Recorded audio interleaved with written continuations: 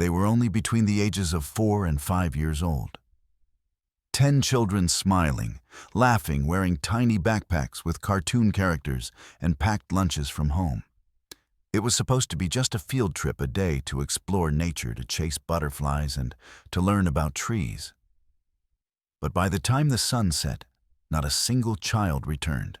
No footprints, no sounds, no clues. Just an empty school bus abandoned at the trailhead doors wide open, as if someone or something had taken them. For weeks, search teams combed the forest, dogs, drones, hundreds of volunteers, but it was like the earth had swallowed them whole. The forest gave nothing back until today.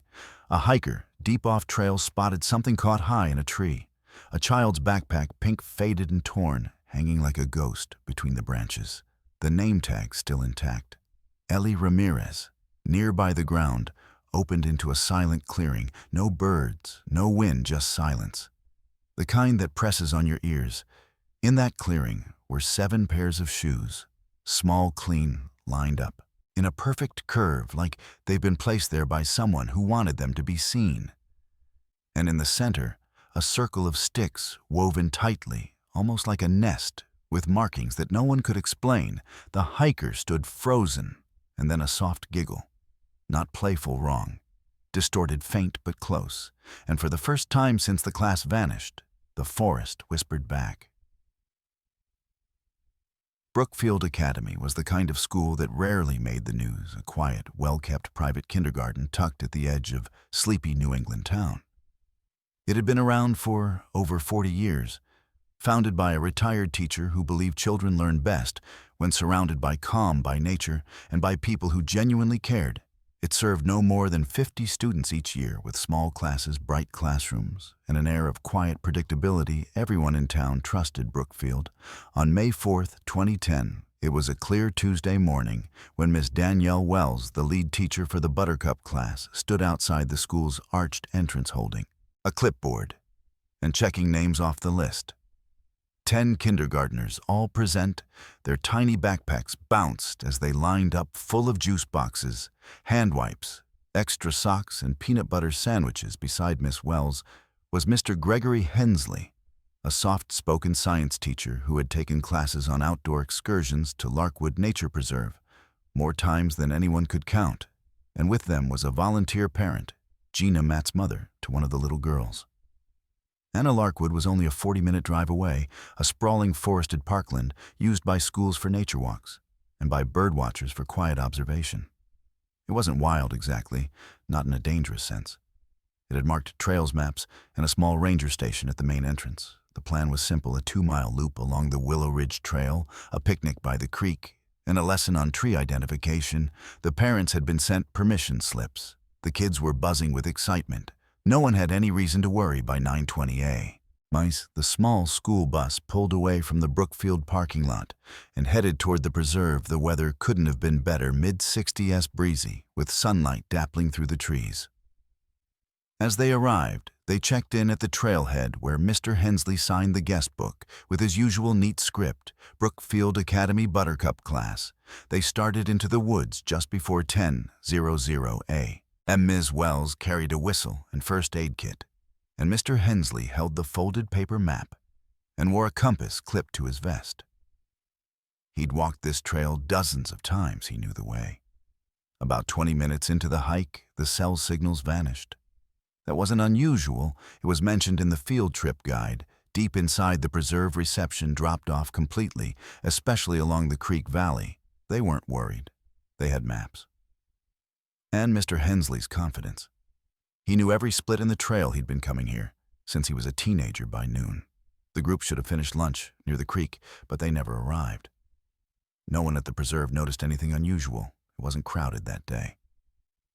Another group from a local middle school recalled hearing laughter on the trail, maybe some singing, but nothing alarming. There were no screams, no cries for help. Just a soft hush of leaves in the wind by 3:30 p.m. And when the bus didn't return, the school called both teachers' phones straight to voicemail. Parents waiting in the pickup lane began to murmur, then panic at 4:10. The school called the local authorities. By 4:45, a ranger was dispatched to search the Willow Ridge Trail. He found nothing by dusk. The trailhead was surrounded by flashing lights. Officers from the sheriff's department, search and rescue teams, and volunteers combed the area with dogs, helicopters, and thermal scanners. They found no sign of struggle, no scattered belongings, no dropped backpacks or broken branches. It was as if the woods had swallowed the class whole. The only thing left behind was the guest book entry, a line of tidy handwriting stating they'd entered, but no signature showing they ever came out.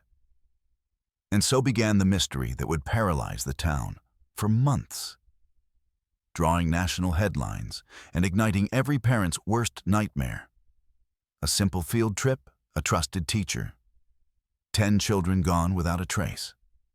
It was supposed to be a simple field trip, the kind every school planned at least once a year. Bright-colored backpacks, trail maps printed in bulk juice boxes packed alongside peanut butter sandwiches, the destination Larkwood Nature Reserve, a modest patch of woods an hour from the city, known for its safe trails and scenic views. The kindergarten class arrived just after 9:00 a.m. 2 yellow buses easing to a stop in the dirt parking lot. Children tumbled out laughing, clutching each other's hands. By noon, the group had reached a small clearing surrounded by pines. That's where they stopped for lunch. The children sat in circles, pulling out sandwiches, juice and apple slices. Some shared, others whined about crusts. The teachers chatted while keeping half an eye on a group. It was an ordinary scene. Then they reached the fork. 2 trails split ahead, one marked as part of the loop, the other narrower and unmaintained. The signage had been vandalized. The arrows defaced. Mr. Hensley offered to walk up the lesser path, just a few meters, to double-check. Which was correct. Miss Wells agreed. "Be quick," she said, adjusting the hat on one of the little girls. "We'll wait right here." It took him 5 minutes, maybe 6. The trail twisted more than expected, but he didn't go far. When he was satisfied it wasn't the right path, he turned around and headed back to the group. The clearing was silent at first. He thought it was a prank. The kids are hiding behind trees, and Miss Wells is playing along. But when he called out once, then twice, nothing answered back.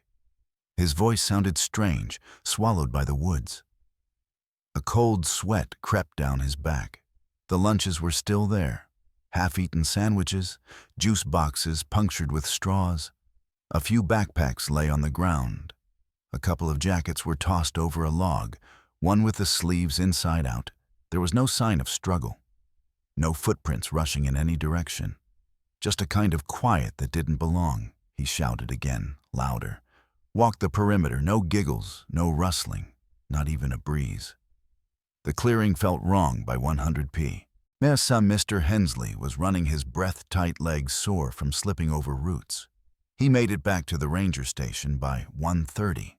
Barely coherent by 2:15, local police had been alerted by 3:00.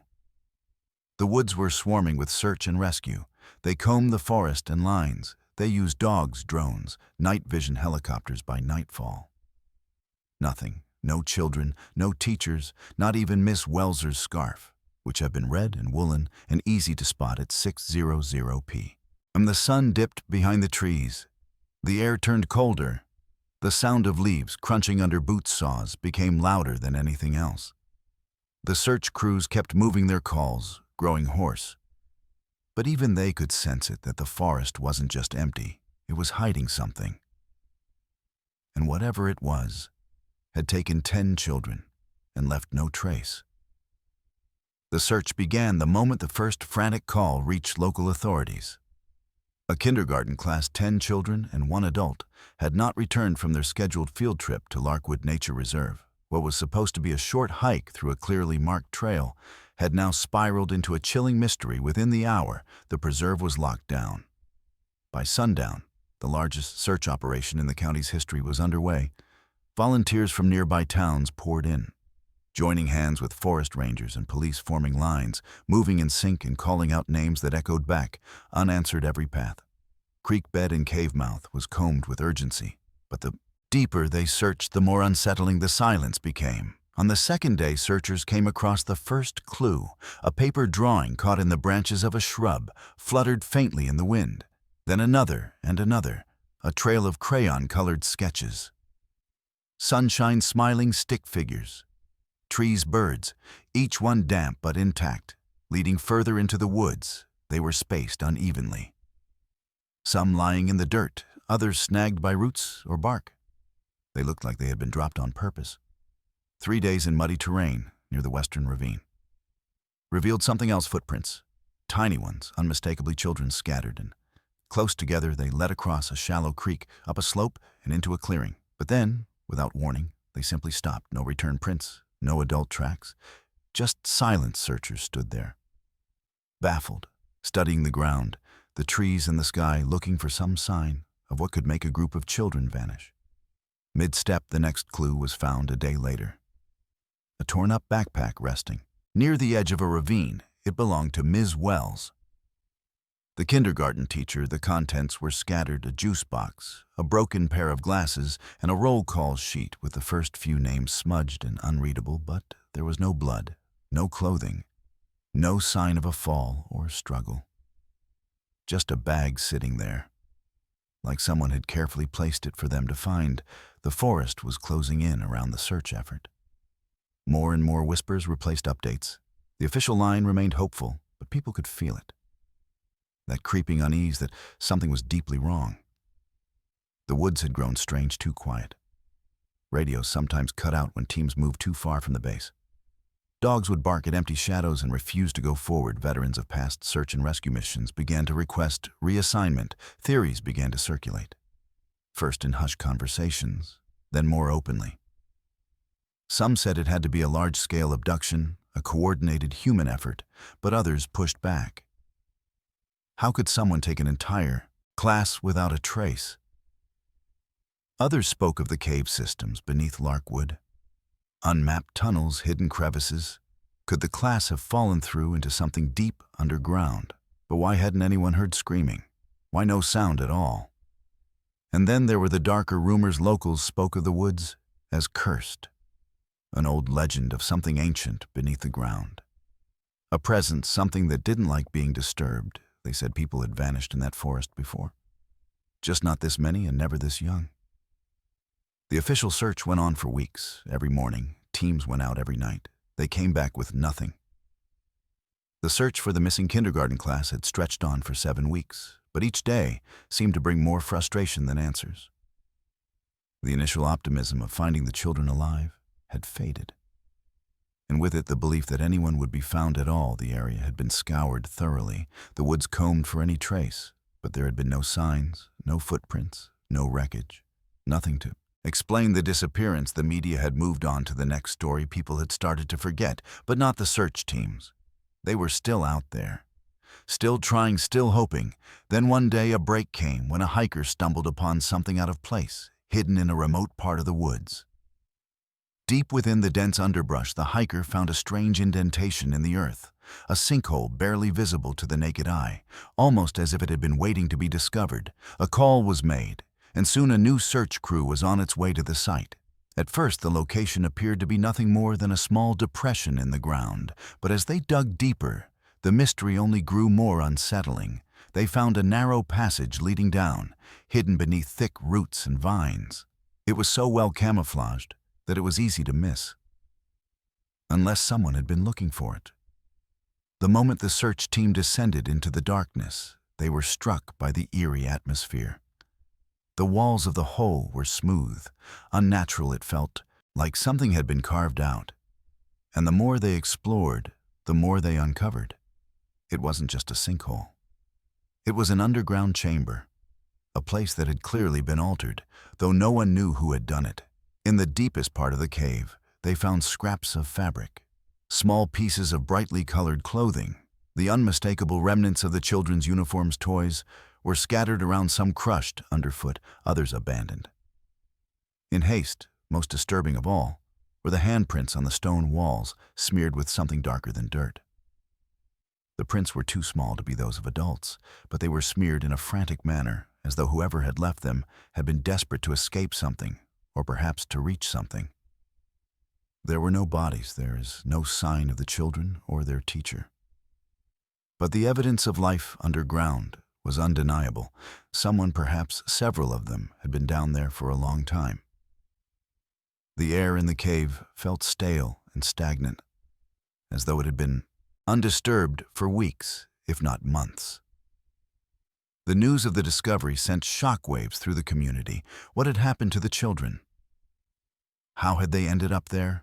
Hidden underground theories exploded, each one darker than the last. Was there a hidden cult operating in the area?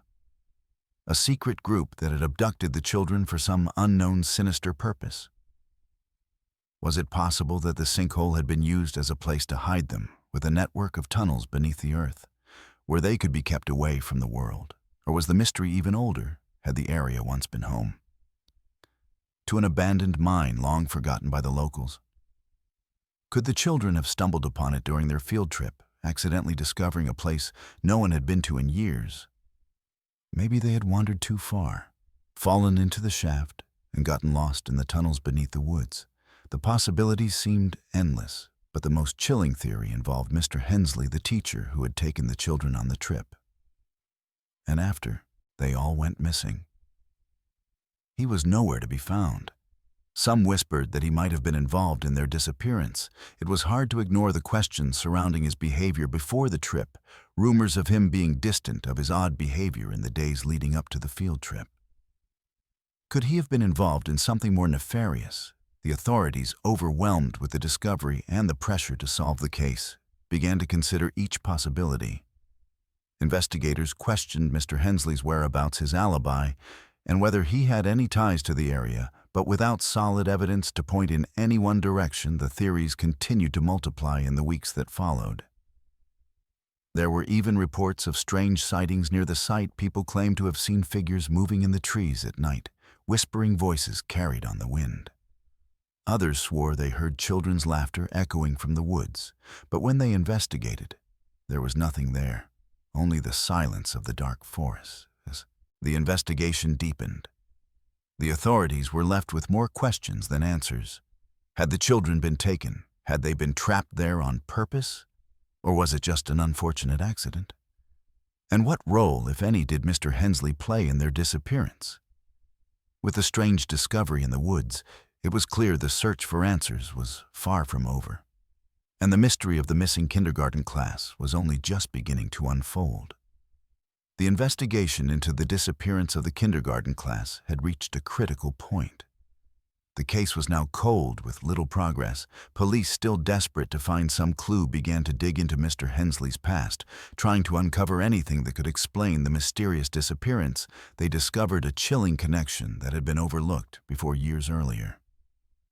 Hensley had been linked to a survivalist commune that lived deep in the woods. The commune was known for its secretive nature.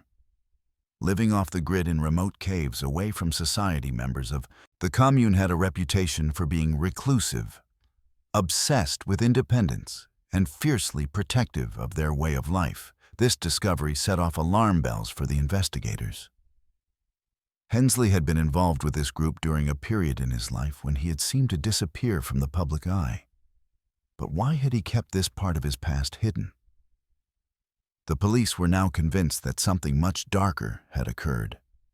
They dug deeper into Hensley's life, and the more they uncovered, the clearer it became that he was more than just a teacher who had lost his class. There were rumors that the commune Hensley had once been part of was not entirely dissolved, that some of its members still lived off the grid in the remote cave of the region. But what could this have to do with the children? Was the park ranger some sort of ruse to lure them into the wilderness? Then one day, a tip came in. An anonymous caller claimed to know where the children were. The police followed the lead, navigating deep into the forest to a secluded area they had never explored. What they found there was beyond anything they had expected. Hidden in the woods was a cavern sealed off with large wooden boards deliberately placed to keep it from being discovered. The entrance was almost invisible, covered by years of underbrush and vines. As they removed the boards and cautiously entered the air inside, the cavern was thick with dust, but something else lingered, something unsettling. The walls were covered in children's drawings. The drawings were crude but unmistakable, depicting life underground. They showed children playing, eating, and waiting for rescue. There were sketches of trees and fields, but most of the images were of caves and tunnels, as if the children had been trapped down there for an eternity. Some of the artwork was recent, the ink still fresh on the walls, while others seemed older, faded but still hauntingly clear as the officers examined the drawings. A sinking feeling spread through them. These were the drawings of the missing children, the place they had been kept, the place they had been waiting for someone to come and save them, was right beneath their feet, and that meant that Mr. Hensley, who had once been linked to the commune, was likely involved in something far more sinister than anyone had imagined.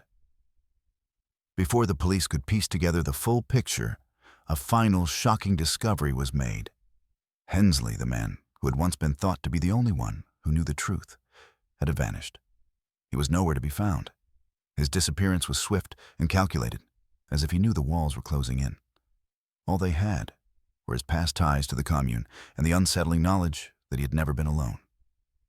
In the woods that day, the truth was finally starting to unfold, but there were still more questions than answers. Where were the children now? Had they been kept there the whole time? Or were they somewhere else, lost of the world?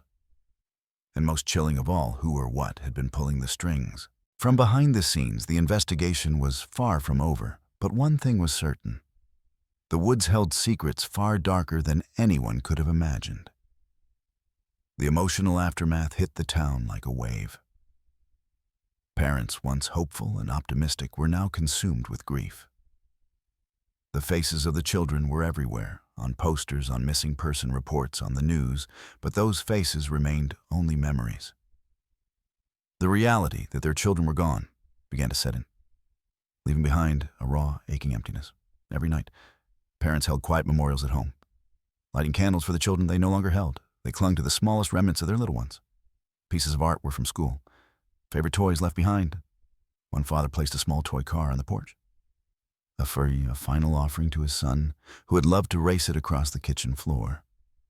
A mother stood in front of her daughter's empty room, staring at the untouched bed and the soft dolls sitting on the shelf, gathering dust without bodies to mourn. The community had nothing tangible to grieve, but the pain of loss was real, and it was felt in every corner of Larkwood.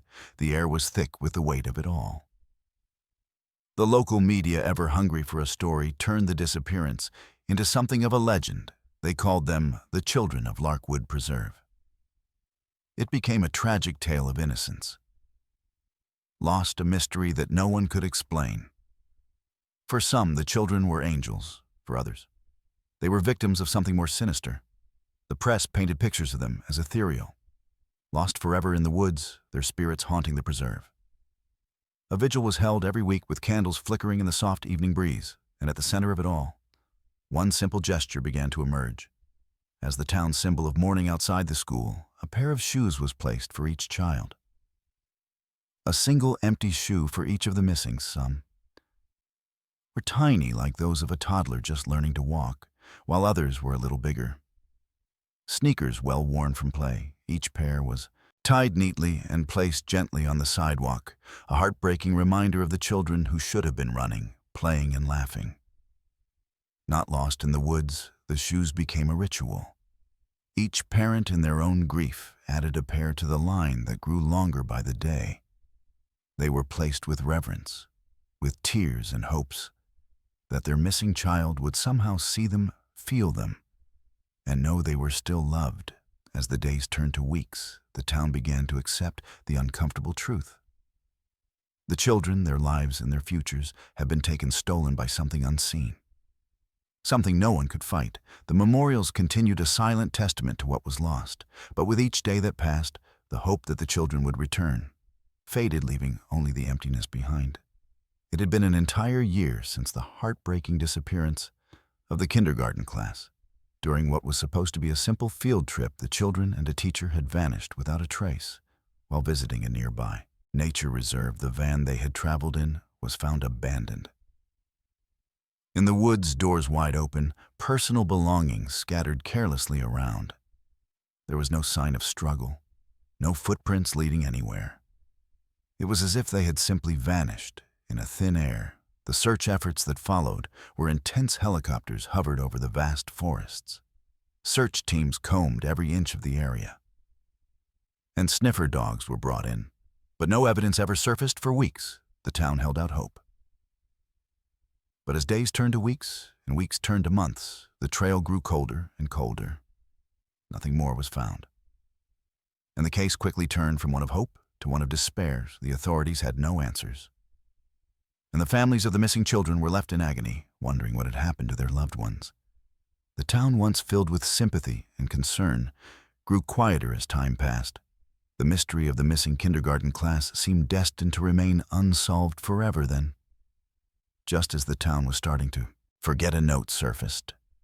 A new construction worker clearing debris for a new project near the same stretch of woods stumbled upon another hollow tree inside.